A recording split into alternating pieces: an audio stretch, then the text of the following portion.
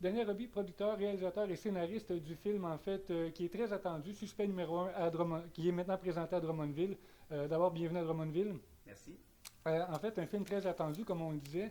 On reprend l'histoire d'Alain Olivier, en fait, détenu en Thaïlande pendant 8 ans et demi. Parlez-nous un peu de cette histoire.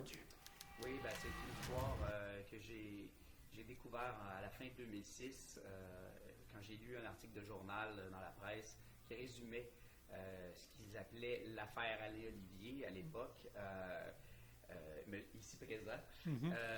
Et puis, ben, c'est une histoire qui m'avait jeté à terre, en effet, parce que c'était quelque chose qu'on ne soupçonne pas qui peut se produire au Canada. En général, ce genre on a comme genre de cover-up de la police, si on veut, dans une histoire qui se ramasse jusqu'en Thaïlande, et puis avec un citoyen canadien qui est comme balayé sous le tapis pour qu'on l'oublie, dans le but de pouvoir protéger la réputation de certaines personnes dans le milieu policier et légal. C'est un truc qui m'avait touché, qui m'avait bien sûr à quelque part choqué, si on veut.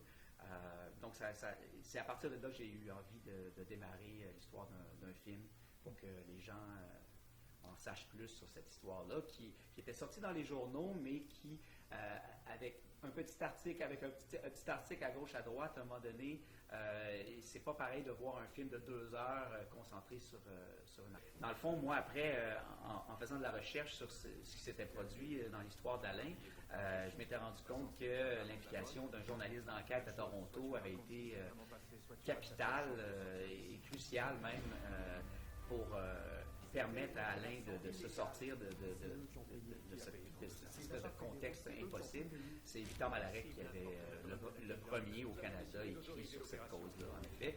Puis c'est un journaliste d'enquête qui fait souvent des histoires qui sont très, très difficiles, qui creusent beaucoup, puis il avait mis le doigt ici sur quelque chose qui était quand même qui est passé inaperçu pour tous les autres journalistes au pays à l'époque. C'est un film qui se veut un plaidoyer aussi à la justice, en fait, à l'histoire d'un drame vécu ici par un Canadien. Donc, c'est un peu l'exercice que vous faites dans ce film-là. Absolument. Moi, c'est intéressant pour moi de souligner l'importance de la liberté de presse et du journalisme d'enquête pour protéger nos libertés de citoyens dans notre démocratie. C'est une prise de conscience que moi-même j'ai faite quand j'ai fait ma recherche sur cette cause-là.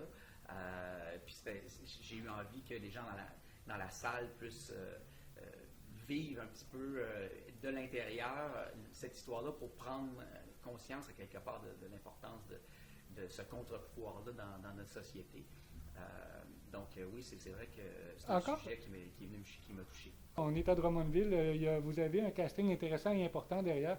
Ça peut être un exercice facile de choisir quelqu'un pour personnifier M. Olivier. Bien, en effet, en premier, on a casté le personnage, l'acteur qui allait jouer Victor Malarec.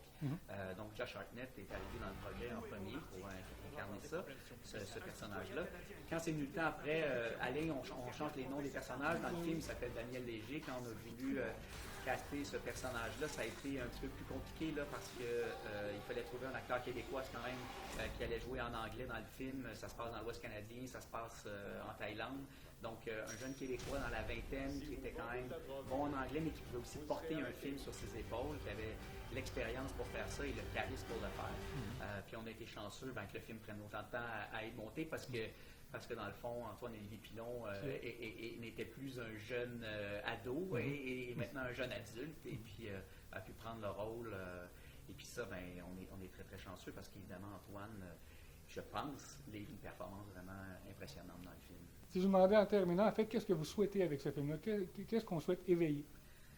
Moi, c'est sûr que j'ai envie que les gens vivent une expérience de cinéma excitante. Tu sais, j'ai créé un thriller avec ça. Je pense qu'il y a un suspense, il y a une expérience intense à vivre dans le film. Mais c'est sûr que j'ai envie que les gens ressortent de cette expérience-là avec une prise de conscience à quelque part, comme je disais tantôt, de l'importance de la liberté de presse, puis aussi de la possibilité de comment peut arriver parce que ce que je dépeins au niveau de la police, quand même, c'est pas une histoire noir ou blanc. Hein. C'est des petites erreurs qui font boule de neige puis qui se transforment en catastrophe.